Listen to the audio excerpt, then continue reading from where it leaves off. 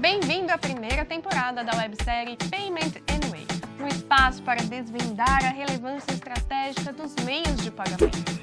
No quarto e último episódio desta temporada, você vai acompanhar os melhores momentos das discussões que aqueceram os palcos do Fórum Payment Anyway. E antes de se aprofundar, não se esqueça de se inscrever no nosso canal e ativar o sininho para não perder nenhuma atualização.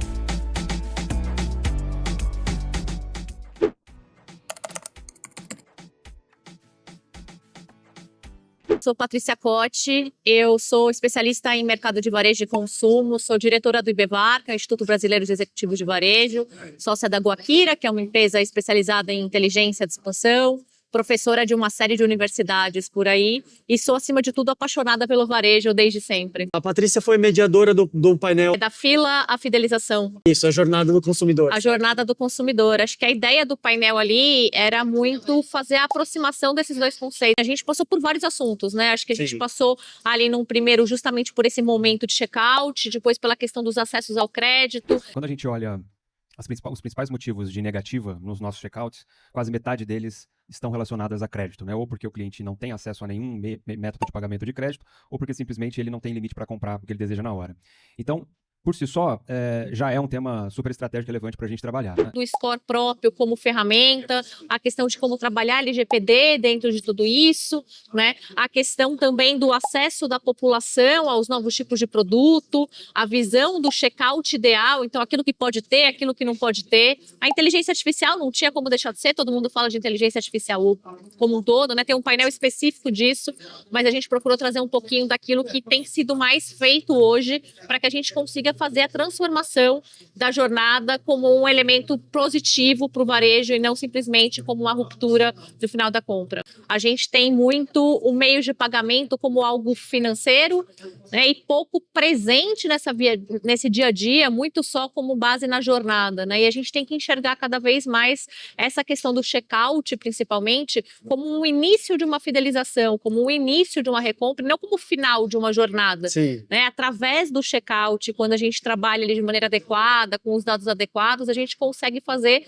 com que a gente tenha recorrência. Então, no painel a gente falou bastante dessa questão de recorrência, falou bastante da questão do acesso ao crédito, como essa forma que o consumidor tem hoje de ter acesso ao produto, né? E o checkout fazendo parte dessa jornada como um todo, como esses programas de fidelidade atrelados à questão de checkout têm conseguido fazer a atração do consumidor de novo para o ponto de venda. Eu digo que talvez o checkout ele seja um dos maiores vetores de dados que existe no varejo.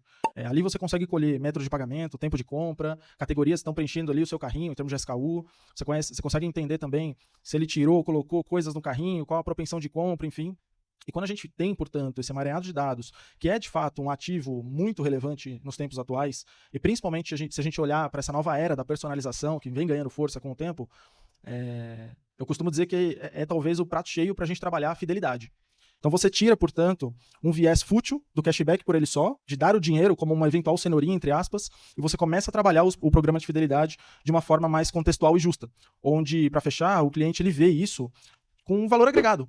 E não é só mais um meio de pagamento. Então, acho que a ideia geral foi justamente a gente aproximar cada vez esses dois mundos e falar dessa jornada completa com o meio de pagamento integrando tudo isso e não sendo um evento à parte que causa uma ruptura, que causa uma fricção. É sempre um momento delicado o pagamento, mas a gente consegue transformar ele, trazendo ele para um lado positivo de toda a jornada.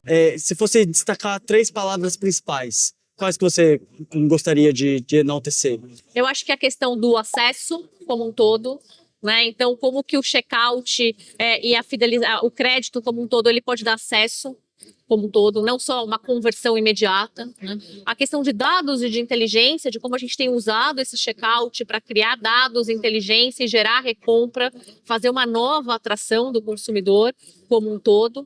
E no final do dia, eu acho que o que eu já falei um pouquinho aqui, que é checkout não é o final, checkout é o começo de um relacionamento. A partir do momento que a gente entende isso, a gente consegue gerar recompra, que acho que é o DNA de todo o varejo, né? Aquilo que a gente fala, o varejo ele quer vender mais, melhor e de novo. Uma maior rentabilidade e de novo para a mesma pessoa, até porque o custo de aquisição do cliente ele é muito alto. Então o checkout ele tem que fazer parte do elemento dessa jornada e do começo desse relacionamento. Ele não é só uma ruptura, ele não é só o lado negativo, mas como que a gente gera para fazer com que ele gere relacionamento e tenha uma próxima venda e tem uma fidelização e uma compra. A gente sabe, né, que a maioria dos consumidores ali, quando fala de marketplace, por exemplo, tem 2 marketplaces, que já confia, já vai fazer o one click ali, vai pagar e vai conseguir ter essa recompra, né? Quando a gente fala do cartão de fidelidade, outras coisas que são usados no meio nas lojas físicas, enfim, na grande maioria das lojas, a gente tem cada vez mais um número maior de pessoas com os cartões das próprias lojas também fazendo essa transação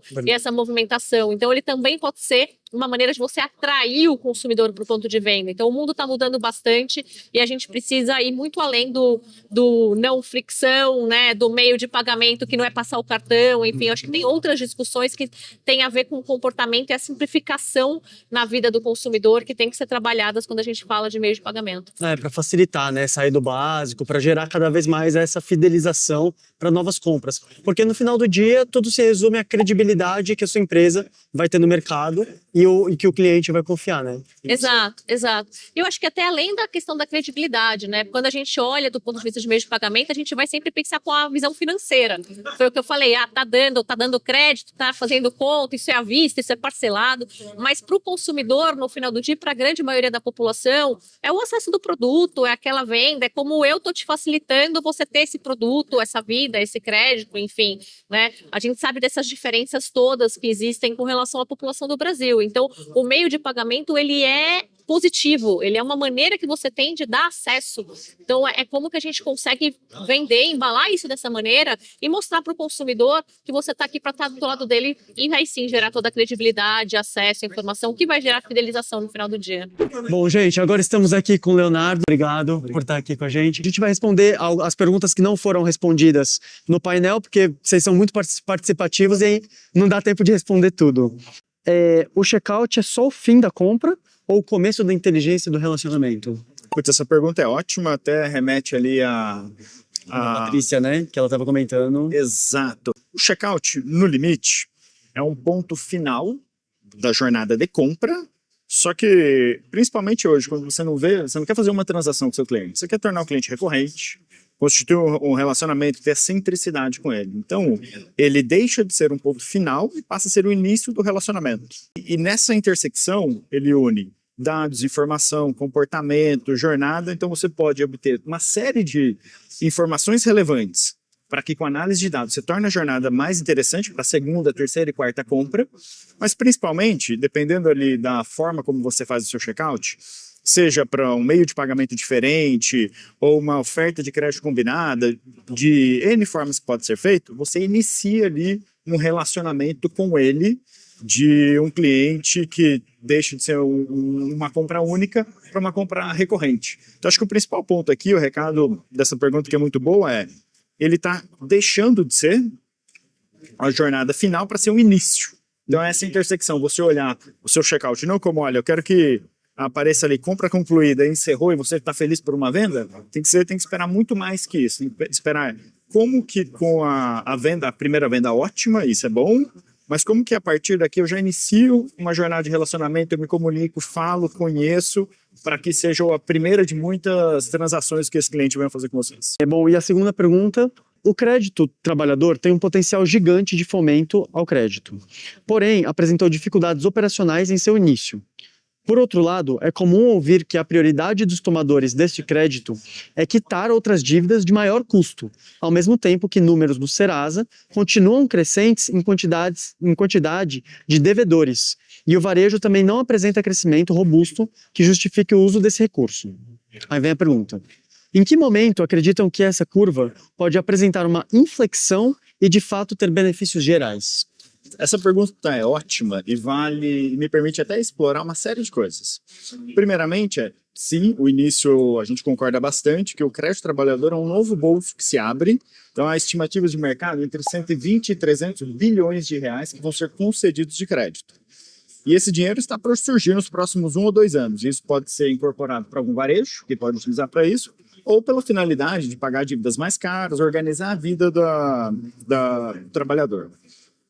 Agora, o ponto é, de fato, a operação começou em março desse ano, com uma série de questões operacionais, porque é uma infraestrutura nova, e acho que vale deixar claro aqui para quem ainda não conhece, que a partir de agora, qualquer instituição ela pode dar crédito consignado para os trabalhadores.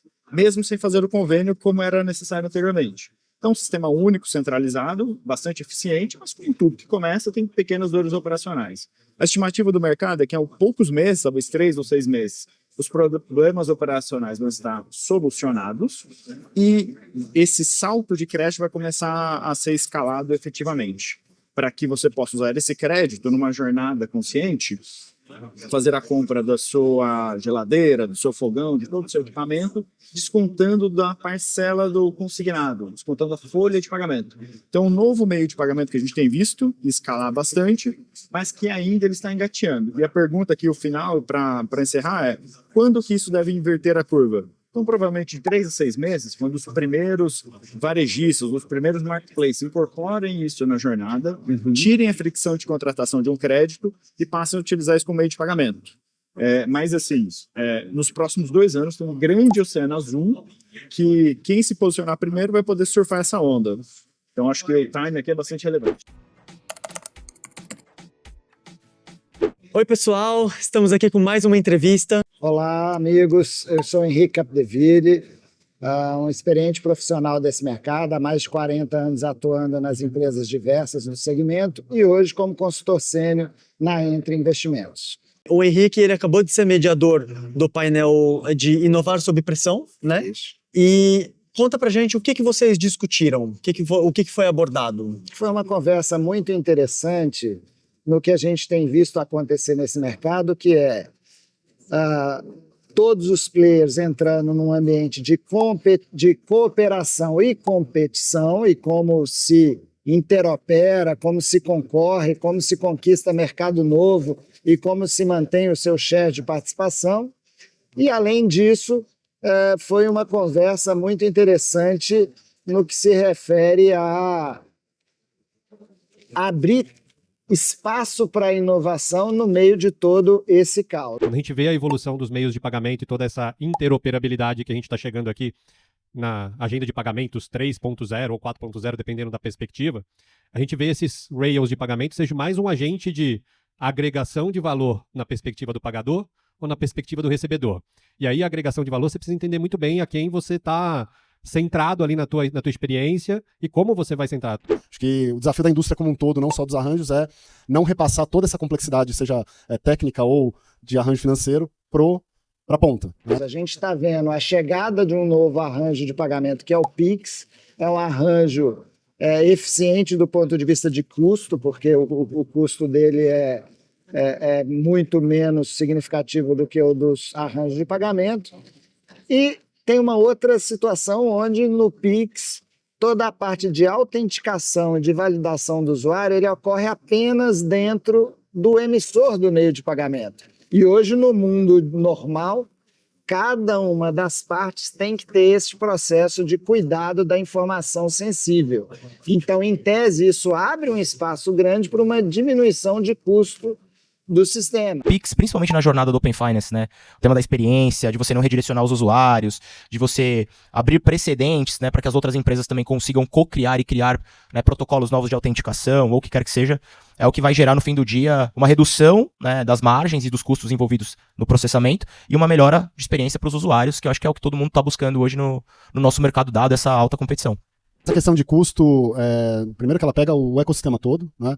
E naturalmente traz aqui uma pressão para os arranjos de, primeiro, ganhar mais eficiência. Segundo, a questão da interoperabilidade. Né? Então, a partir do momento que a gente começa a trazer uma tecnologia mais moderna para esse processamento, o que ilustra isso? Né? Isso permite que a gente consiga trabalhar por camadas, microserviços, e aí começar a fazer com que tudo converse. Eu acredito muito na filosofia do Customer Choice. O usuário ele tem que ter várias opções de pagamento, porque o importante para o comércio é não perder a venda. E aí a gente estava debatendo como é que os vários players conseguem estabelecer um grau de eficiência que mantenha os diferenciais que essa indústria que contribuiu tanto para o crescimento do meio de pagamento no Brasil continue mantendo a relevância nos próximos tempos. Basicamente foi por aí a discussão, que foi muito rica com a participação de todos. Basicamente, vocês discutiram como que as pessoas e os players, como você disse, estão se arrumando no ecossistema financeiro para receber esse Pix, que foi uma inovação que mexeu com o mundo, literalmente, né? Mexeu com o mundo. O Renato Meireles, nosso keynote speaker, no começo, ele trouxe 2 exemplos de como isso é um fato, que é a questão da notícia falsa que foi divulgada que iam taxar o Pix, né? E o outro do Donald Trump, presidente dos Estados Unidos, que pediu para acabar com o Pix, né? Por causa da questão dos cartões, né? Que estava interferindo na Visa, na Mastercard e tal, que eles estavam perdendo dinheiro com isso, né? Então é realmente uma inovação que mexeu com o mundo isso, né, o Henrique? Exato, e assim, não é por aí que você vai conseguir manter a relevância, né? Não é na força bruta. O mercado, o usuário quer a melhor situação com o melhor preço, não tem muito o que fazer. E, obviamente, tanto Mastercard, Visa, Elo, arranjos fechados. Gente, é uma dinâmica que há espaço para tudo, e dentro daquilo que o Meireles falava também, a gente vai atingindo diferentes nichos. E para cada diferente nicho há uma solução específica. Que hora você não quer correr o risco de determinado lugar, eu quero. Então eu acho que esses trilhos bem definidos para que a inovação possa surgir, eu acho que lá na discussão a última pergunta foi como inovar com tanta pressão. E o que eu acho que é a chave é você ter trilhos bem definidos para que a inovação seja menos custosa. Eu tenho uma ideia, eu já coloco dentro de um trilho que me permite explorar aquilo sem ter que ser tudo ao mesmo tempo. Estamos aqui novamente com mais uma entrevista no fórum Payment Anyway, dessa vez com o Rafael. Rafael, obrigado aí pela disponibilidade. O Rafael que está no Grupo Pereira, né? Há quanto tempo que o Grupo Pereira é uma empresa familiar de varejo alimentar. Né, hoje um grupo é o 7º maior supermercadista do ranking da Abras, né, e fatura 15 bilhões de reais por ano. Eu estou há 7 anos à frente do braço de serviços financeiros, que é o VOM, né, é uma unidade de negócio criada justamente para a gente trabalhar essa relação de crédito com a fidelização. O tema inovação e sob pressão é muito interessante pelo seguinte: a indústria de meio de pagamento está se transformando numa velocidade muito intensa, muito rápido, e transformações sólidas. Não é mais uma questão de profecia, né, ou achismos. Então, assim, o Pix, que hoje é o 5º maior meio transacional do mundo, é um negócio criado há 4, 5 anos. Sim. Né? Então, assim, essa consolidação é extremamente importante, e isso impacta como um todo. O que eu costumo brincar sempre, né, e eu gosto disso, é assim, eu estou nessa indústria há uns 18 anos e sempre se falou, vai acabar o cartão, a desmaterializar o plástico, né, vai acabar, a desmaterialização da jornada e tal. E no fundo, a gente continua convivendo com tudo isso, né, o dinheiro mais vivo do que nunca. A gente regionalmente tem lojas que ainda tem volume alto de dinheiro transacionado. Então, como a gente posiciona o negócio, né, e as tomadas de decisões baseadas nesse movimento. E, de certa forma, respeitando o regionalismo. O Brasil, o gigantismo, né, territorial, traz características muito diferentes, né, por praça. Então, como a gente adapta essa modalidade? As modalidades vigentes, sim. Né? Então, o Pix, de fato, influenciou muito a jornada, a experiência de compra do cliente. Nós que optamos por ter um meio de pagamento proprietário, né, uma estrutura de cartão private label, mas que vai além do crédito. A gente nunca posicionou isso como crédito, a gente posicionou como uma plataforma de benefícios. Então, a gente quer, através dessa solução, sempre estreitar a relação de fidelização com essa base de cliente, fomentar o hábito de consumo, a recorrência, incremento de ticket, e, claro, sempre que esse cliente valorize esta relação, que outros cartões, o do banco, talvez não dê a mesma tocada, ou não tenha o ecossistema completo como a gente tem entre loja, varejo e a própria estrutura financeira. 92% da população brasileira já usa o Pix e 96% aprova esse uso, né? Então, assim, foi uma inovação, como você acabou de mencionar, recente, mas que mudou completamente a forma que a gente consome, né? aqui no Brasil? Adicional a isso, coloca o fator geracional. E vou exemplificar. A minha mãe, há 2 anos atrás, não usava Pix por nada, porque ela ouvia os riscos e aquele temor que existia sobre o Pix. Hoje ela dá o dinheirinho dos netos para os meus filhos via Pix e se orgulha disso. Que legal. Então é interessante isso, né? Como essa adoção ela foi acontecendo, de novo, muito rápida, né? Do ponto de vista de tempo, mas claro, nova. O varejo tem um maior interesse do mundo nessa agenda, porque ele é um dinheiro que vem com um custo muito baixo, com imediatismo, né? Então ele impacta diretamente o fluxo de caixa, né, e capital giro das estruturas varejistas, mas ainda carentes de uma jornada de usuário fluida. Então isso é muito interessante. Assim, apesar do Pix já ser o que é nesse momento, em varejo, a representatividade ainda é muito pequena. Pequena, né? Tem muito espaço para crescer, né? Tem muito espaço para crescer, sem sombra de dúvida. Estou aqui com mais uma entrevista exclusiva, dessa vez com Valéria Carretti. Valéria, muito obrigado. Prazer é meu. A Valéria fez parte do painel para falar sobre orquestração de pagamentos. Valéria, o que mais te chamou a atenção nesse painel? O que você gostaria de destacar? Eu acho que foi realmente a complexidade e a complementariedade das pessoas que estavam no palco, né? A gente teve o representante que falou especificamente sobre uma solução de orquestração de pagamentos, tivemos a parte legal brilhantemente apresentada, a parte de banco e como, né, o banco se insere nisso dentro do varejo, olhando a orquestração de pagamentos. Então, acho que foi bem complementar, né? Eu especificamente falei sobre infraestrutura e o que a legislação, as últimas resoluções do Banco Central impactam.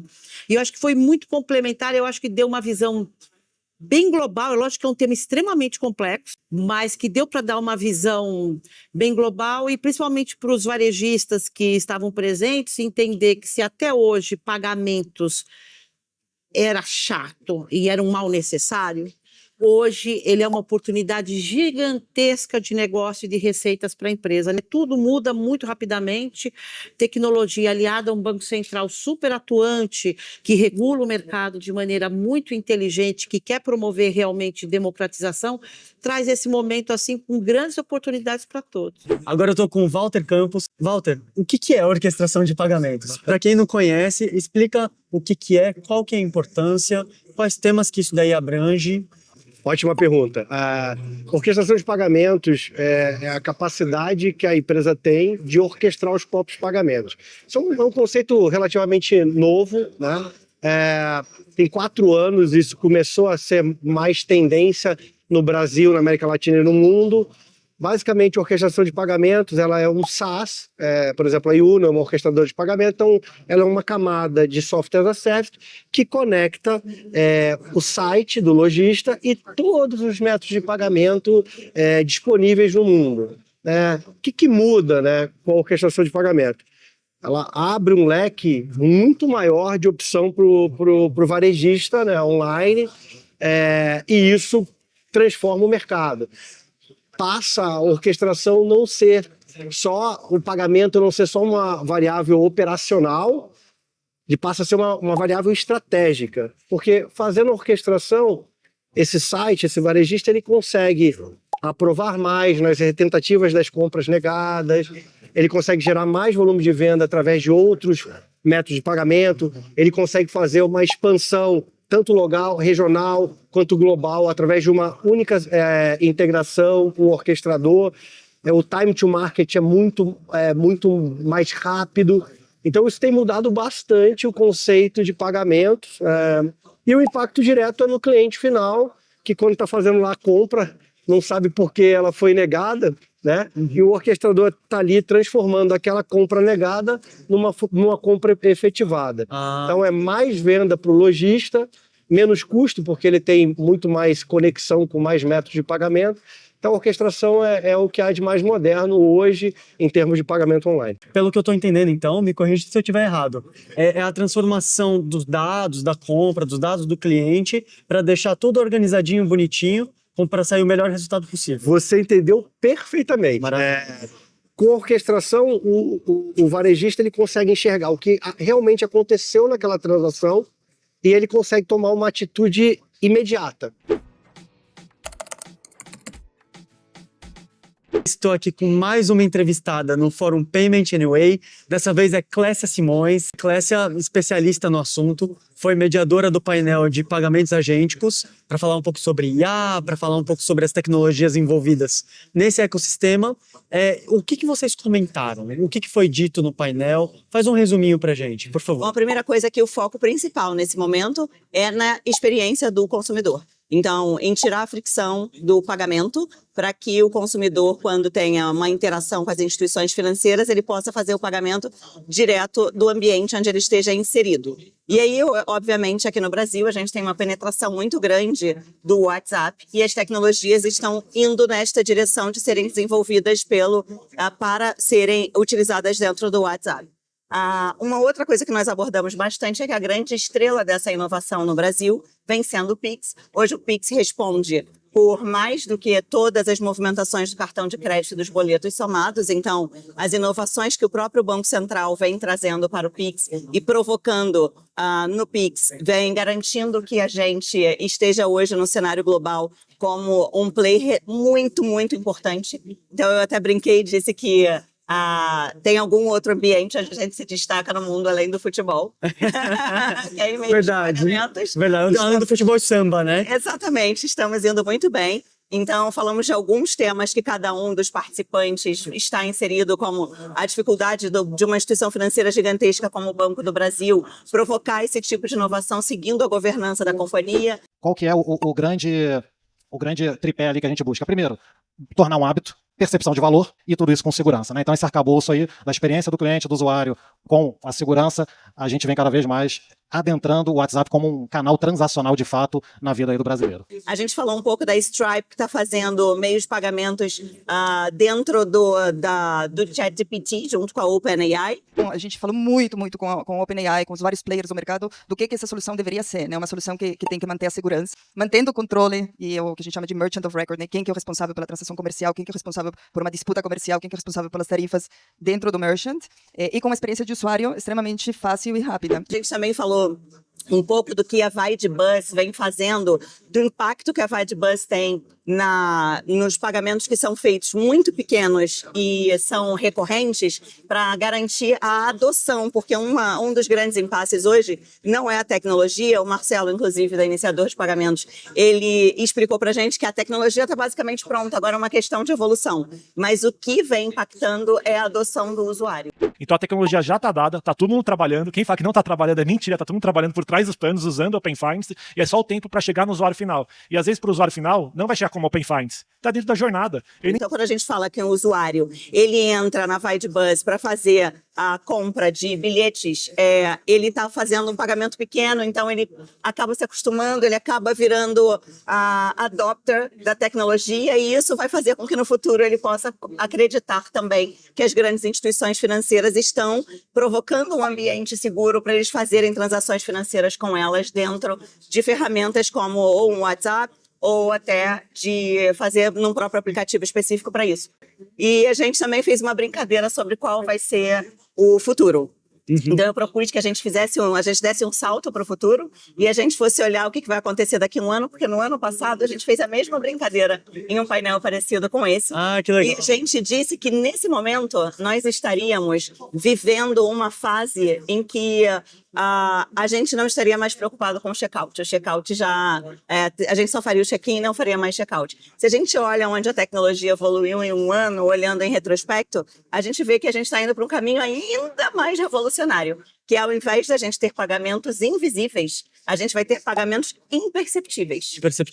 E isso é maravilhoso para a experiência do usuário, mas isso também deve trazer uma preocupação relevante, que provavelmente vai ser um dos temas da nossa discussão do próximo ano. E se por acaso os pagamentos estão sendo imperceptíveis, eu estou tirando uma coisa que dentro do comportamento humano é conhecido como pain of pain, que significa a dor de pagar, que é a consciência de que eu estou pagando algo. Certo. Se eu tiro essa consciência do jogo, será que eu aumento o volume de endividamento da população? Será que eu estou incentivando a população a consumir desnecessariamente? É provável. Então isso foi uma Faz questão sentido. que nós trouxemos, mas aí o Marcelo trouxe um contraponto fantástico, que é Nós estamos falando de pagamentos agênticos, nós estamos falando de agentes de inteligência artificial que estão ali para ajudar a gente, que provavelmente, em dado momento, eles vão conhecer a gente mais do que nós mesmos, e esses próprios agentes vão atuar em benefício de nós, para garantir que não façamos, por exemplo, compras por impulso, sem entender que essa fricção ali, ela um dia foi importante para a gente, mas a gente vai ter um agente